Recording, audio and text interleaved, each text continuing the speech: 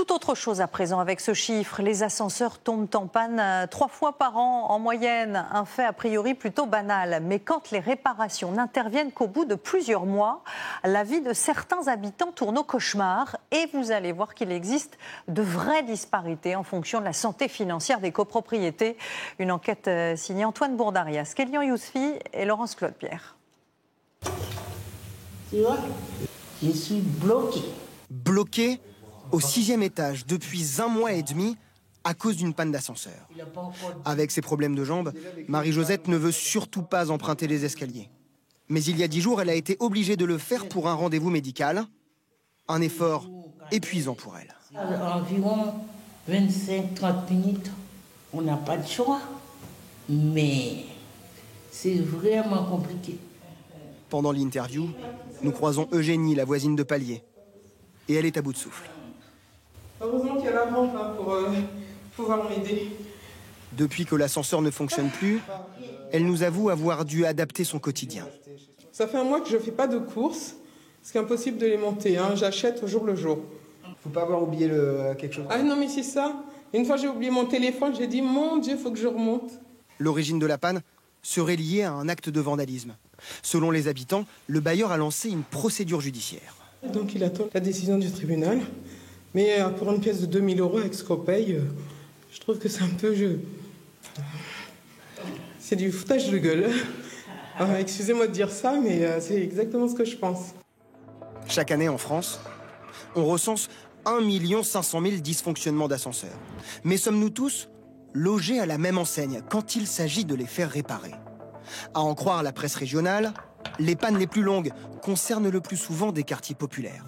Comme par exemple ces 2 mois de panne dans un logement social du Creusot, jusqu'à 7 mois à Avignon, et même plus de 2 ans sans ascenseur pour ces habitants de la banlieue ouest de Mulhouse. C'est justement en Alsace, à Colmar, que nous avons suivi Loïc pendant sa tournée. Je pense que celui-ci, il faudrait presque tout démonter pour y accéder. Sur cet ascenseur, il faut changer des galets, ces pièces circulaires qui permettent l'ouverture de la porte. Cet appareil a à peu près 40 ans, ces pièces sont d'origine. Donc forcément, le caoutchouc a durci et est devenu cassant. Selon lui, plusieurs facteurs peuvent expliquer les longues pannes à répétition. D'abord, de vieilles machines avec parfois des pièces qui ne sont même plus fabriquées, mais aussi la surcharge de travail des employés dans certaines entreprises de maintenance. Donc des techniciens qui se retrouvent avec plus d'une dizaine d'ascenseurs à vérifier par jour, sans compter les interventions de dépannage.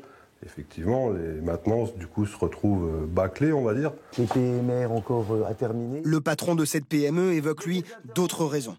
Du vandalisme à répétition dans certains immeubles, mais également des bailleurs sociaux ou des syndics de copropriété qui seraient de mauvais payeurs. Donc 90%, c'est pas un problème d'approvisionnement matériel. C'est vraiment un problème que, quand l'accord a été donné, les acomptes n'arrivent pas, ou très tardivement, et si ceci n'est pas fait, effectivement, il n'y aura ni commande auprès des fabricants, ni intervention. Le sujet s'est même invité à l'Assemblée nationale cette année.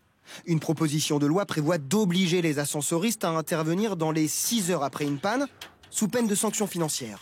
100 € par jour de retard, 300 après le 8e jour, et jusqu'à 700 € après 2 semaines de panne.